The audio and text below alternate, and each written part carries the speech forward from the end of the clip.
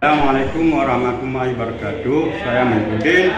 Ini 19.11.16.270.11.005 sebagai Damru pada Satuan Polisi Pamong Praja Kota Aceh akan melakukan tugas pengendalian massa di area lingkungan Balai Kota Banda Aceh bersama warganya sesuai dengan SOP dengan acuan dasar Kanun Nomor 6 Tahun 2018 tentang keterlibatan umum dan keterlibatan masyarakat.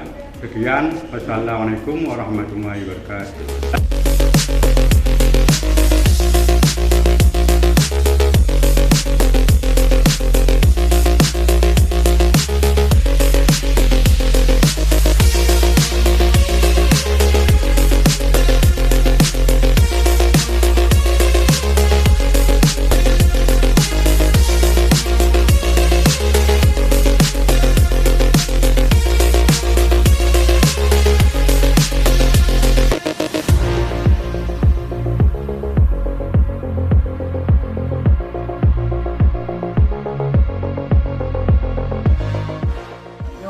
Hanya sampaikan pendapat Jerof Manum itu sampaikan kepada Pak Wali Kota. Mengikuti tahun kita salam, terima kasih.